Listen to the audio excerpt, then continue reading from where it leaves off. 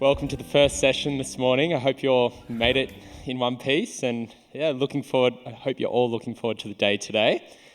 So just a bit of housekeeping. So emergency exits. So you've got an emergency exit on this side of the stage as well as this side. You also have toilets by the registration desk. So the men's is on the left-hand side before you go into the exhibition centre, and the women's on the right. And also throughout this session, if you can please just keep your mobile phones off or on silent just to make sure that the speakers aren't interrupted. But apart from that, hopefully you've downloaded the app. Would really love for you to put your feedback in after the session. We really hope you enjoy it. But now for this session, I would like to invite Andra Christie, and she's going to speak to the IoT, smart buildings and smart campuses. So welcome.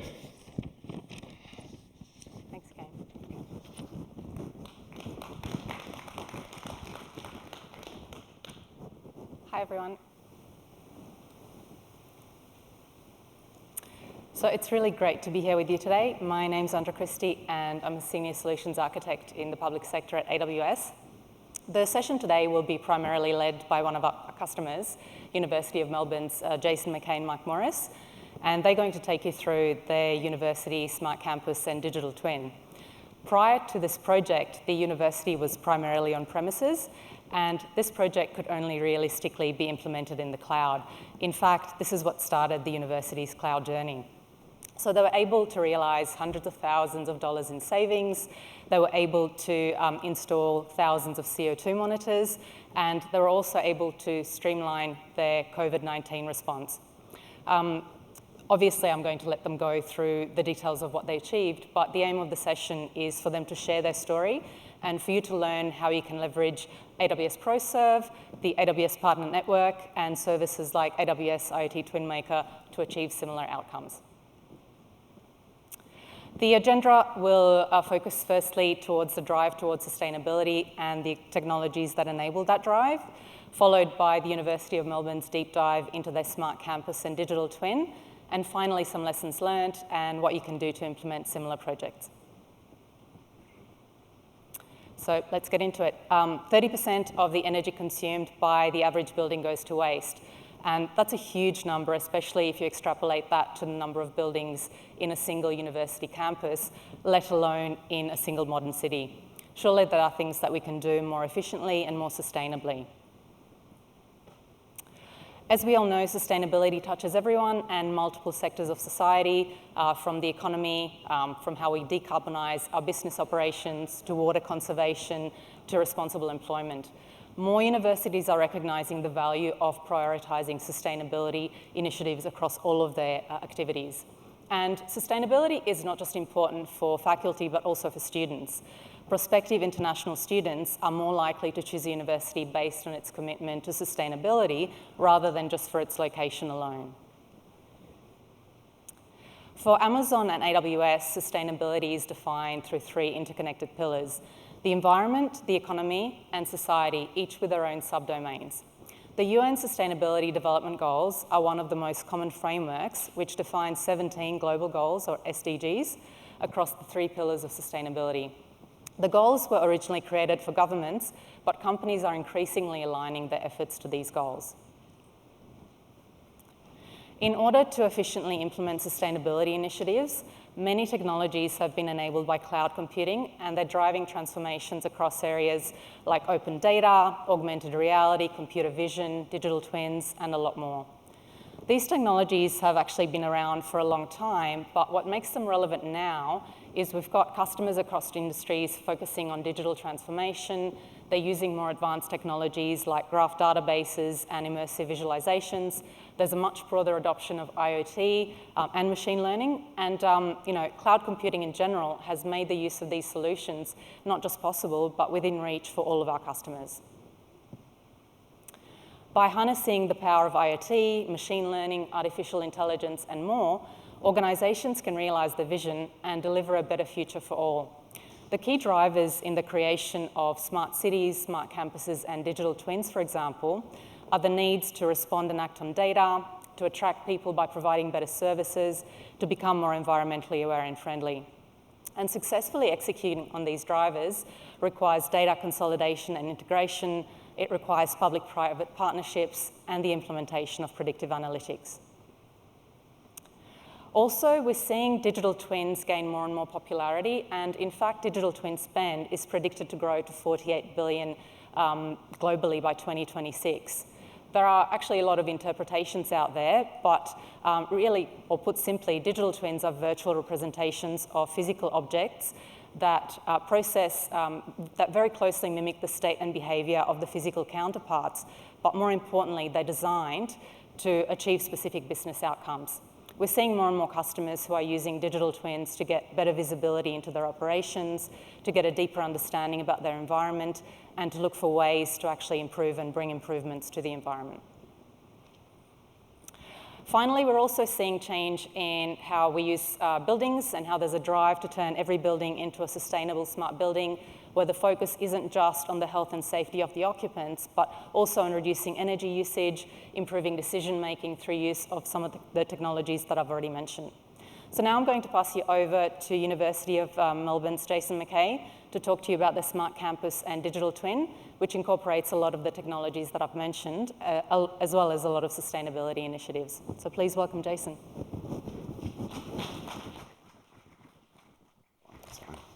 Thank you. Good morning, everyone. My name's Jason McKay, Director of Strategy, Innovation Assurance at the University of Melbourne, and I'm here with my colleague, Mark Morris, to talk you through our Smart Campus platform. And a very big thanks to AWS for the opportunity to present today, and hopefully an opportunity to learn from others as they go on their journey. Sorry, having a few issues with the clicker. So before we get into it, a little bit about us. So the University of Melbourne supports over 52,000 students, around 10,000 staff, across 500 buildings across 9 campuses. So as you can imagine, it's a pretty big challenge to look at that estate. There's very old buildings, there's very new buildings, lots of different contractors who come into that estate as well. So before we really get into it, I'll talk about how the campus initiative came about. And like any good story, I was invited to the pub to talk with my CIO and the head of facilities, and really the conversation turned to, we have lots of data, lots of rich data coming in around the campus. We really can't stitch it together and understand how the campus is performing. We can't give information to our executive around the health of the campus. And my boss really wanted to, for a better term, have a single pane of glass in which he can look at the health of the estate every morning and then interact with it. So we couldn't do this alone. We formed a partnership with AWS, essentially building out what was our data lake, our foundation for our Smart Campus platform. And they've continued to support us on this journey today. We knew we didn't have the capability to develop, so we partnered with DiUS, who gave us some full stack developers who really built out our landing zone and helped us build out some of the initiatives we'll talk about today. We knew we wanted to put up a LoRa gateway network, and Mesh came to the party to help us support us and continue to support us today with our rollout of our CO2 sensors. And we had Maze Maps, which was our wayfinding application. We thought, well, that's a really good platform to start building out our digital twin on. And we're already using Splunk to visualize our IT operations. So we thought, great platform to continue to build out our analytics. So basically today, the team's a size of 7. It's a DevOps operation. One of the great stories through this is we've managed to partner closely with our estate planning team and our facilities team. So we're really getting to that multidisciplinary team, if you like, and sharing insights and creating PDs that create dotted lines into the platform. So at core focus areas, there were 4. The first being campus operations. So how do we provide insight into how our buildings are performing, provide alerting to field staff, allow them to create interventions, understand the energy that we're using across the university, as well as rodent activity, which is a bit of a side project we've been working on. The second being around estate planning. So how utilised is our campus? How well do we use our space? How well do we use it in the short term around managing classes and scheduling classes? And then how do we input into the master plan for the future? The third's around experience, and it's kind of interesting. Some of the services that we provide really need to be invisible to the user, whether it be clean bathrooms, whether it be comfort levels. We really wanted to create that environment for our researchers and our students that means that they can do their best work. And I guess the fourth is kind of what this all leads to. It's really about a sustainable campus. So how do we take all those great data sets? How do we measure and respond and understand if our interventions are actually making a difference towards a sustainable campus? Excuse me. So at the heart of what we've built is our Smart Campus platform. It's essentially an AWS data lake. It's ingesting IoT data. And we're using upwards of 14 different AWS components to build out our platform. And Mark will talk in a bit more detail around that and the use cases. From an ingestion point of view, we're taking data around occupancy, and whether that be people counters that we've put at the building, the room, the lecture theatre level, and around our campus, our Wi-Fi analytics, our AV information that's coming from our professional meeting spaces, and also our card access data that we're using around the campus. We're looking at sensing for air quality with CO2 monitors, improving our metering data by ingesting all our utilities, whether it be electricity, water, gas, and really ingesting all our building management solutions so we can understand how our buildings are performing. On the other side, it's really looking at outputs for our operational team. So how do we improve the safety and well-being of our staff and students or our constituents, and understand how our estate is performing and optimising our operations leading to a more sustainable campus.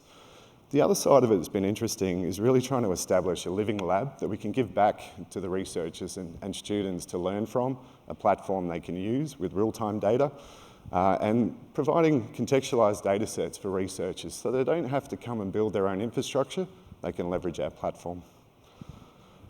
As you can imagine, we've got a wide range of users, and this continues to grow as we build out the platform. So whether it be the students around safe and comfortable place to learn, and as we talked about, a living lab or a platform to learn from, our researchers, so providing the infrastructure, providing rich data sets, obviously very smart people who want to build a lot of sensors, and we kind of need to intervene and try and say, well, we'll build the platform, you do the smart work on top of it.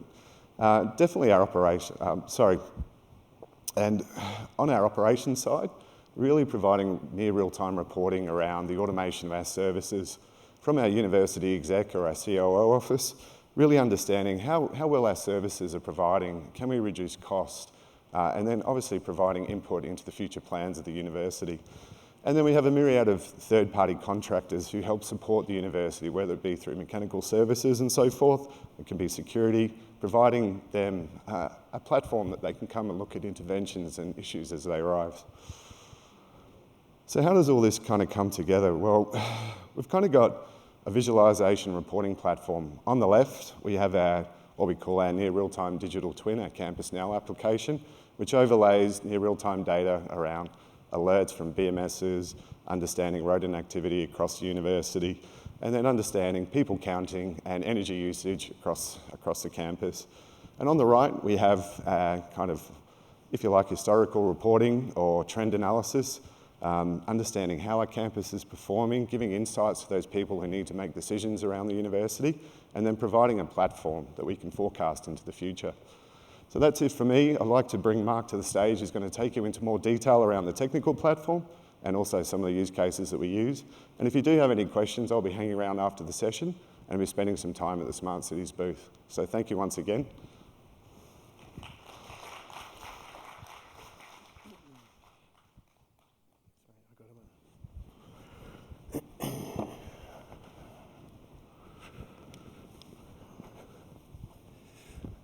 Good morning, everyone. I'm Mark Morris. I'm the product manager for the University of Melbourne's Smart Campus platform, and today I'm going to take you through a couple of the key use cases that we have, and then I'm going to explain a bit more to you about the actual technical architecture that underpins our Smart Campus platform.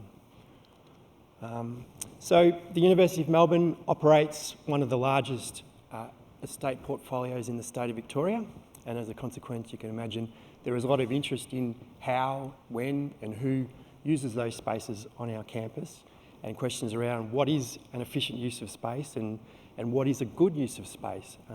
And historically, we haven't been able to answer those questions because we didn't have the data to be able to do that. So as part of the Smart Campus program, we've begun to ingest 4 key areas of data relating to the occupancy of our spaces. We take Wi-Fi analytics. We take swipe card data from our door swipes. We've installed people counting sensors in a number of spaces around the campus, and we've also retrofitted our meeting rooms with new AV equipment that's capable of counting people in a particular meeting room. And I want to stress that the university takes the privacy of both their staff and students very, very seriously.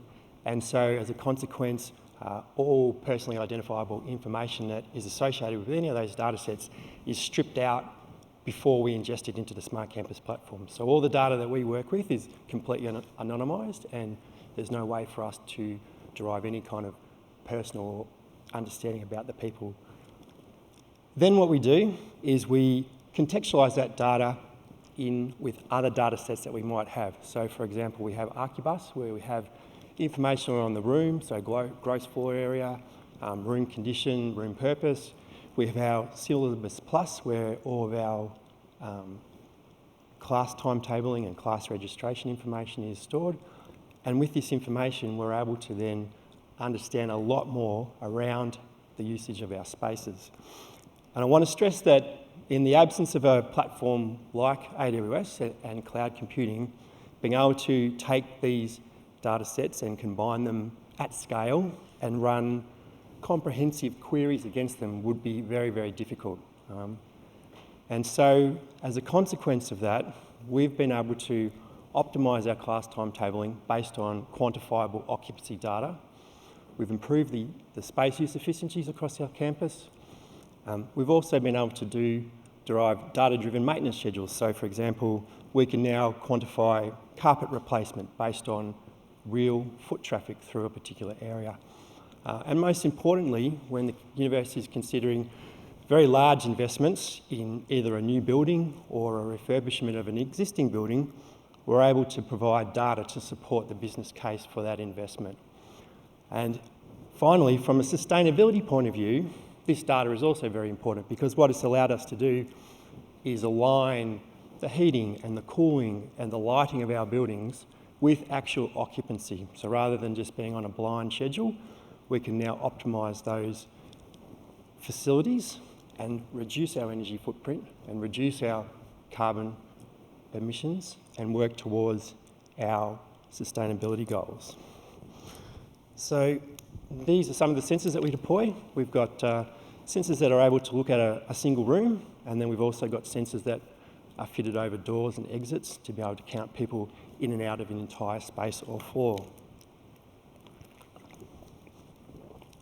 And then from a visualisation point of view, we've got, this is our Campus Now application. So the middle chart there shows some real-time occupancy data for one of our buildings, and that's used day to day by the people managing those spaces. We also model busy times in a lot of our spaces based on historical data, and then that's published to our students, and that allows them to better plan their visits to campus. And then from a planning point of view, this is where it becomes a little bit more powerful to be able to contextualise this data.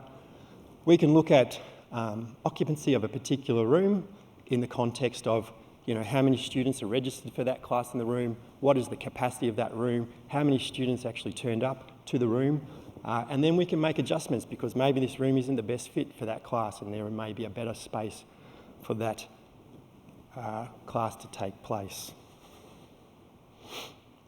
So energy. The university's energy spend is a multi-million-dollar spend, and it's also the largest contributor to the university's greenhouse gas emissions. So as you can imagine, there's a lot of focus and attention on trying to reduce our energy footprint and make more efficient use of how we use energy.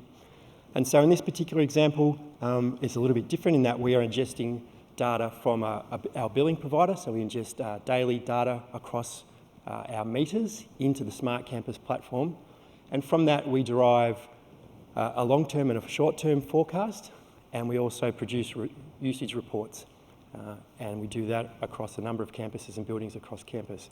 But the thing I'm really excited about is that the team has also just recently developed the capability to retrofit our 400 odd meters across campus with a cost-effective real-time telemetry that will enable us to take 10-minute interval data from all our meters, which opens up a lot of opportunity around managing our demand tariffs and impacting again on the cost of the energy for the university. So as I said, some of the benefits is that we're able now to contextualise data, energy data, in ways that we wouldn't be able to do previously, which I'll show you shortly. It also means we have an expedited view of our consumption energy costs. So rather than working to quarterly energy bills, we're able to work to daily energy costs, which obviously then improves our budgeting of, as I said, a multi-million-dollar spend. And it's also very important from a sustainability point of view because it helps us identify in the university areas where we can target interventions to improve energy use and energy efficiencies. So to that end, if we look at this chart here, so this chart here is derived from the gross floor area of our buildings versus energy consumption as a measure of energy intensity. And we can see that there's a number of outliers in that particular chart. And so that begs the question for us, why are those outliers there? What do they mean? Are they candidates for interventions? Or is it just normal? And again, in the absence of a cloud computing platform like AWS, to be able to do this contextualisation, to be able to do the modelling at the scale that we do, and for the costs that it costs us, it just would not be possible.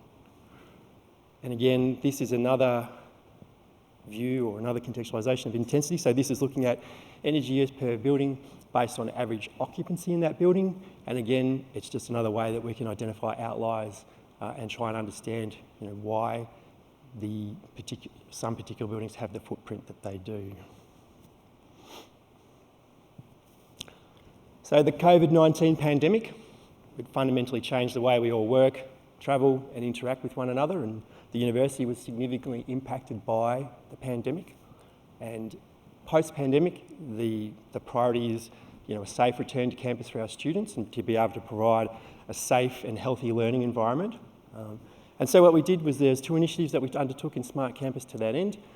We developed a QR code-based contract tracing application at the university prior to the Victorian government rolling out their application that allowed us to do contact tracing with the University Public Health Network, who was responsible for that part of the university's requirements. And then we also installed, it's up to about 2,500 now, and it will be 3,000 by the end of the year, air quality sensors in all our teaching and learning spaces, so in all lecture theatres. And then we actively monitored air quality, and we still do, and then our facilities management or our campus management team monitor that, and then where we identify rooms where the air quality isn't conducive to reducing the transmissibility of airborne pathogens, then they're able to take some sort of intervention to ensure that the air turnover is improved and the quality of the air in the space is also improved. And how did we do that? Well, we deployed these CO2 sensors, and as Jason mentioned, we built ourselves a LoRaWAN network. So for those of you who are not familiar, LoRaWAN is a radio technology. It operates in the unlicensed bands, so anybody can build their own LoRaWAN network.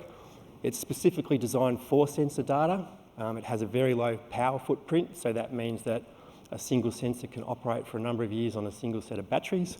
And the sensors themselves are commodity items, so they're relatively inexpensive. So through our relationship with Meshed and the Things network, we've been able to roll these sensors out across campus.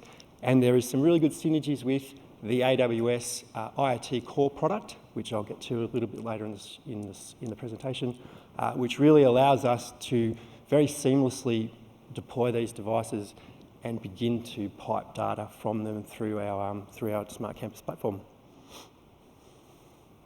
So there's just a real-time view in our campus now of a room on campus and some information on temperature and CO2.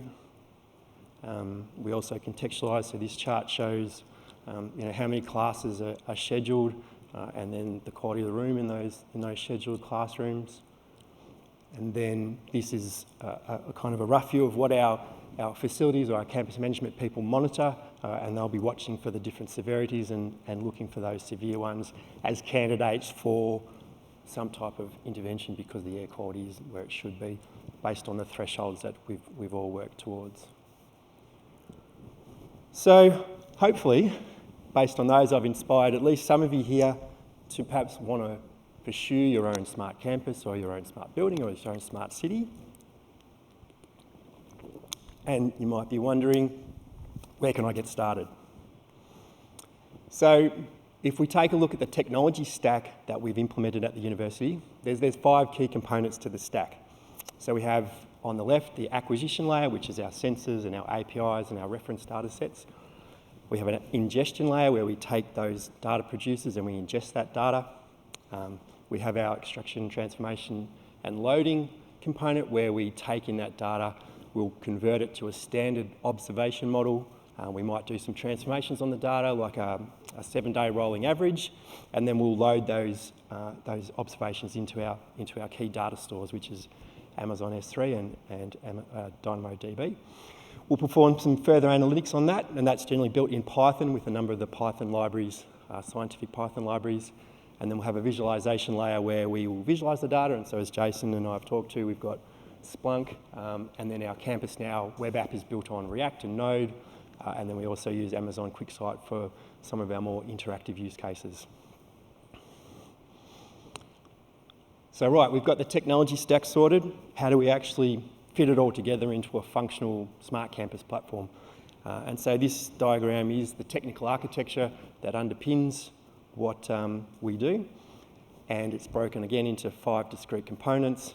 So here we have our acquisition and ingestion layer, and again we use IoT Core. So IoT Core is a product from AWS that implements what we call a publisher and subscriber model, or a pub-sub model, and so it allows us to take these CO2 sensors and the LoRaWAN network and very, very easily plug it in to IoT Core. So all the devices publish to the IoT Core using a protocol called MQTT. And then on the other side, our streams then subscribe to those different topics and are able to ingest that data. And so it means we can very seamlessly bring new devices online, and we can do it at great scale. From there, from the IoT Core, it comes into our processing component. So this is where all the heavy lifting is done.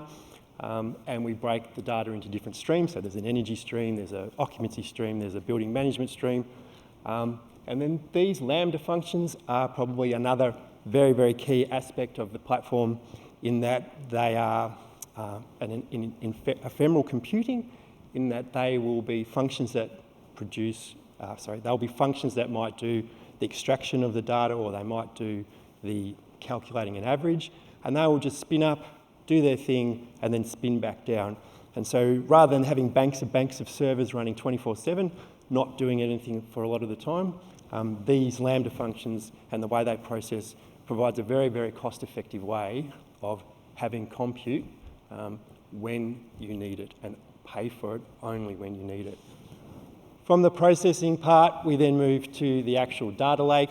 So the data lake's built on S3. So we have S3 buckets, which is a file storage component from Amazon. The files are stored in a format called Parquet, and the reason for that is we use heavily the Amazon product called Athena, and the beauty about Athena is we can have a data lake full of unstructured data sitting in these files, but with Athena we can run traditional SQL queries over that data.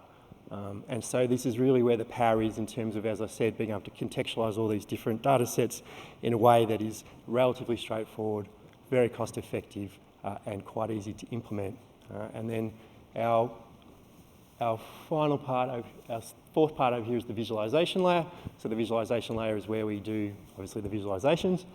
That's broken into 2 parts. We have some visualisations that leverage the Athena and the data that's in the lake directly. We also push quite a lot of data into DynamoDB. So these will be aggregations or roll-ups of the raw data that's in the lake, and then we expose them via APIs to other consumers. And so the advantage is with the APIs, we can exercise a lot of control over who can access what data sets, and it allows us then to make those data sets available in a catalogue to our research community, but also to third-party applications.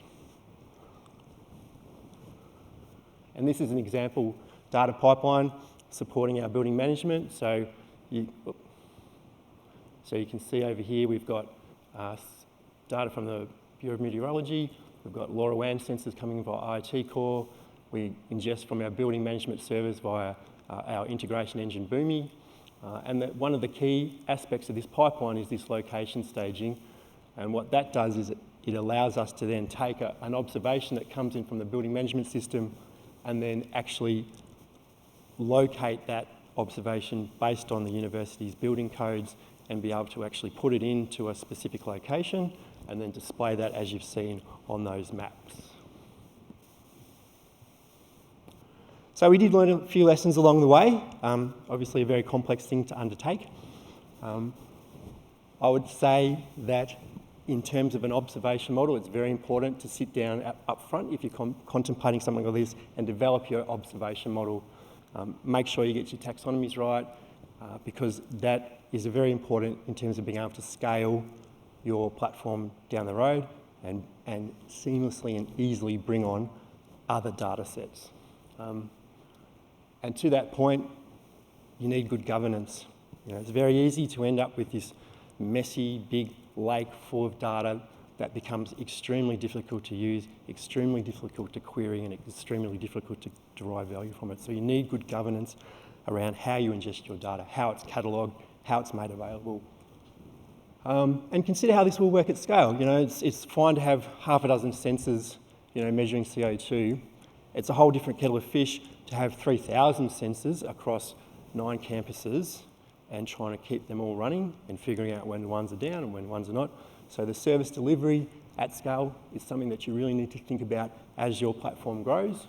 And I'd also suggest you limit the diversity in the IoT devices that you put into your fleet. It's very tempting, particularly for propeller heads like me, to just get hooked into different sensors and want to play and get them all out there. But it does create a lot of work down the road. So I think it's very important just to have a key number of sensors for each use case and stick with them. And I think I'd like to close by saying that the other element of success is to partner with a subject matter expert like Amazon, which we did in developing the technical architecture that underpins this solution. Having been on board for about 6 months now, I've come to appreciate how important the actual technical architecture is and how well it has been done and how it is foundational to us being able to, as I said, very easily and very seamlessly bring new sources of data online, publish them to the data catalogue and make them available to downstream consumers. So I appreciate your time. Thank you for listening, and I'm going to pass you back to Andra now.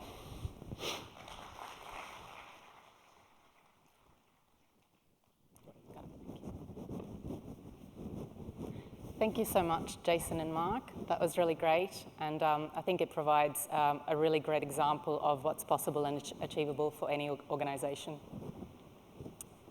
So I've just got a few small call-outs to share before we finish the session. And firstly, if you'd like to go down the same path and adopt the same strategies as University of Melbourne to build your own digital twin and smart facility projects, you can firstly leverage AWS ProServe. We've got a team of sustainability technologists that can basically take you through the most common things that you'll see across a sustainability transformation journey, everything from the carbon footprint framework to sustainable building management, energy analytics and forecasting, even sustainable packaging. So one of the offerings, the sustainable building management, focuses around data collection. So IoT sensors, BMS, AI and ML, basically to ensure that buildings are operating at maximum efficiency to reduce carbon emissions and material consumption. And this is all around the fact that sustainable buildings provide a really productive indoor environment, and they've got minimal negative impacts on the external environment. So the focus is around minimising resource consumption and using renewable energy or carbon offsets to basically alleviate their impacts.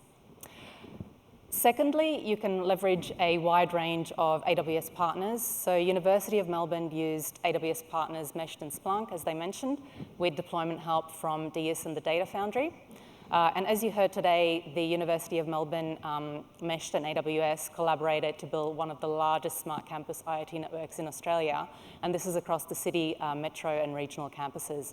There are obviously plenty of other partners who are able to provide everything from reliable, scalable, and secure IoT solutions across smart cities, smart campus, and digital twins, as well as intelligent infrastructure, smart water, environment, and asset management domains. Finally, in order to help customers with their digital twin initiatives, AWS have released our own digital twin builder solution called AWS IoT TwinMaker. So it's a service that's meant to help customers easily create digital twins of real-world systems and use them to optimize operations. So what TwinMaker does is connect data from different sources like equipment sensors, video cameras, and any business applications, and it creates a knowledge graph to model those real-world systems to generate real-time insights from the digital twin. So thanks again for your time today. We really hope that you've enjoyed the session and that you've picked up some valuable tips on the technology, the solutions, and partners that are available to help you build similar solutions. Please don't forget to fill out the session survey. We'll be around at the Smart Cities booth to answer more questions. Also, we encourage you to get engaged with our training and certification content. And thanks again, Mark, Jason, and we hope you've enjoyed the session. Thanks so much, everyone.